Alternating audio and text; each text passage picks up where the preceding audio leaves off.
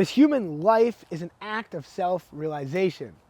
We have become self-aware in this human body and ego, separate, experiencing duality. And ultimately, through the world, we know ourselves. Through our parents and our teachers and our friends growing up, they told us who we were supposed to be.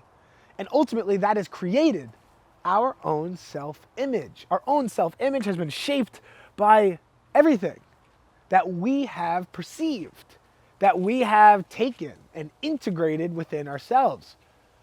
The things our parents told us over and over and over. Right? When they say, don't eat with your mouth open, don't eat with your mouth open, don't eat with your mouth open, eventually it sticks. When your teachers tell you, oh, great job on your test, you're so smart, you're so smart, you're so smart, how many times do you need to hear it until it clicks? Until it clicks. So this socialization process, which Sigmund Freud talks a lot about, and he talks about our shadow and our past, and most of American and Western psychology is based on the idea of our past, is based on the idea of who we are right now because of what happened. And to create a new future, we have to go back into the past and sort out all the shit, sort out all the BS in our past. What if that was not the case? What if we don't need to sort out all the crap from our past? We don't need to relive all of the trauma to process it, to integrate it. There is an alternate idea.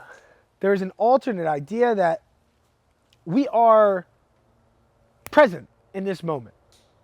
From this moment on, we are a new person, constantly evolving. Each and every moment we step in, and it is a constant flux of our self-awareness, of our peopleness, right?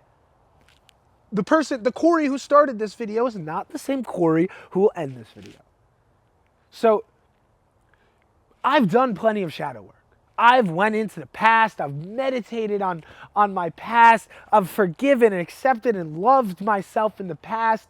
And ultimately, I've found that the shadow is something that we carry with us as long as we give power to it. If I give power to my past, if I give power to the things that happened to me, if I give power to the story that I tell myself, I'll never be greater than that story. If I give power to the way that I was brought up by my father and playing sports and how I was always told to be perfect with my grades and with throwing baseballs, if I honor that story of perfection, if I hold on to it dearly, I'll never overcome it. I'll never break that mold of perfectionist that I hold myself to. If I don't set a different idea in the future, as long as I keep going back and process, it doesn't replace. It does not replace, right?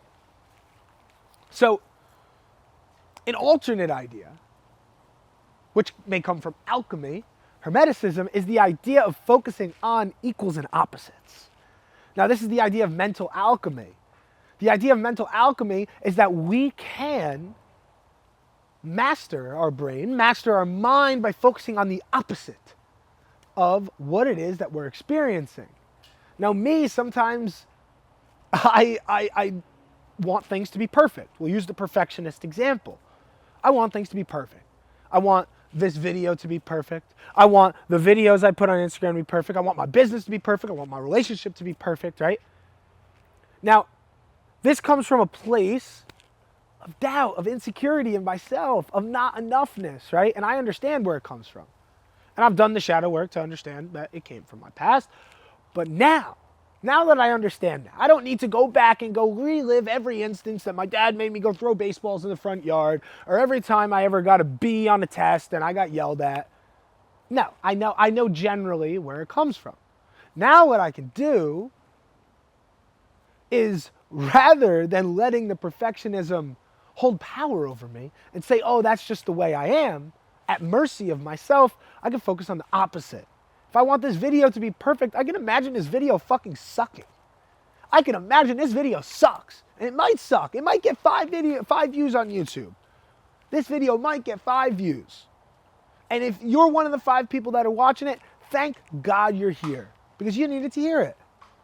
Now, I'm focusing on this video flunking. It doesn't need to be perfect. It doesn't need to get 100,000 views. I'm just gonna put the worst out there. I'm just saying, you know what? Fuck it. Who cares? Perfectionism is off the table because I'm focusing on creating the most trash video I've ever focused on, I've ever created, right? Now, coming back to the point, when we give ourselves the space to experience the opposite, we realize that what we're so obsessed with the perfection, does not hold that much weight. Because we can experience the version of this video, even if it does get 5 views on YouTube, it's fine. And that worry immediately leaves, right? When we're thinking in a state of insecurity, per se. Say if we're being insecure and we're saying, you know what, I don't want to tell her I love her. I don't want to tell her I love her, right?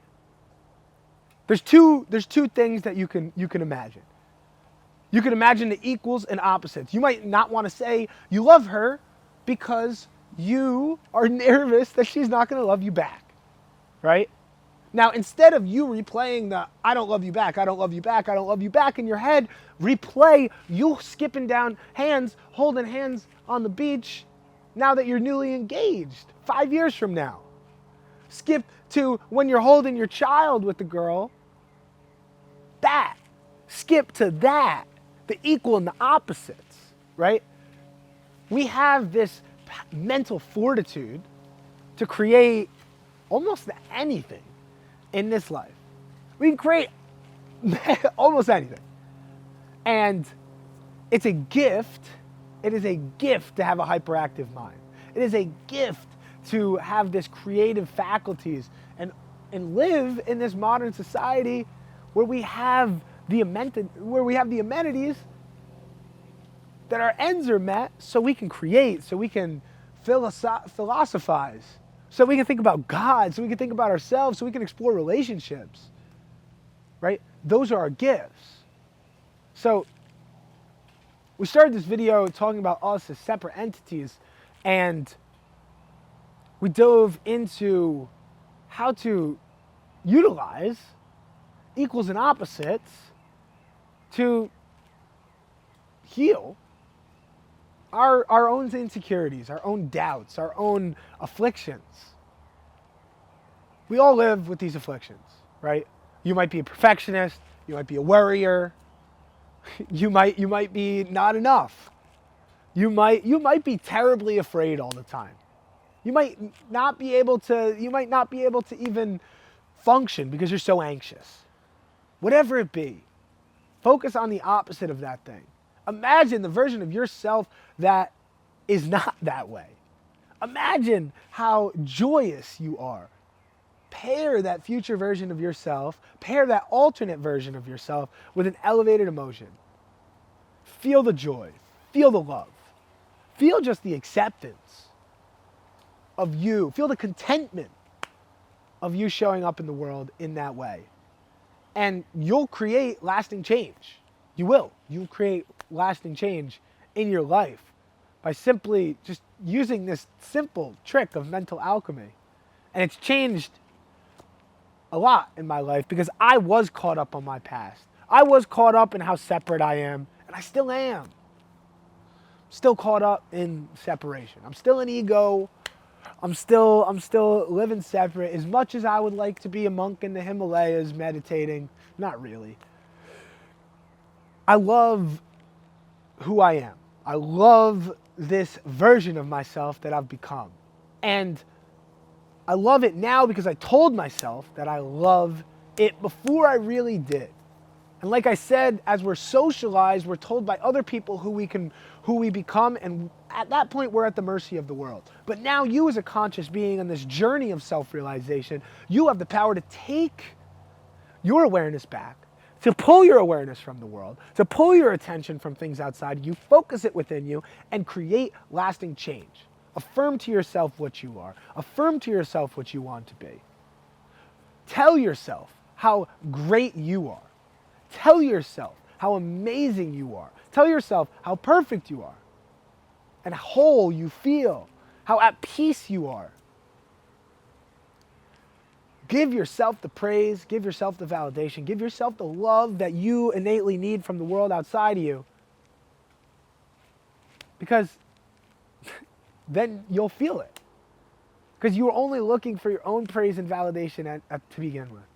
When we seek that from other people, we're just seeking it from ourselves. We just look for permission from other people to feel good about ourselves, which is fucking stupid. Feel good about yourself, whether other people tell you can feel good about yourself or not. Because you're winning, you're living this life, you're alive, a human being. And I thank you so much for hanging out with me. This video is a bit all over the place. I thank you so much for following along. So I have so many more videos on self-realization, consciousness, the spiritual awakening journey. Click below. We have more videos on those topics.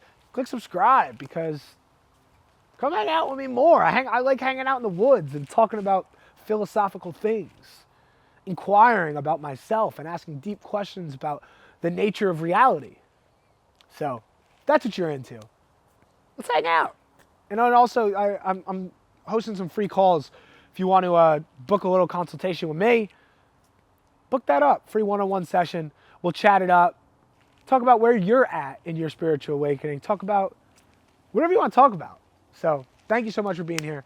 Much love, much peace, and namaste.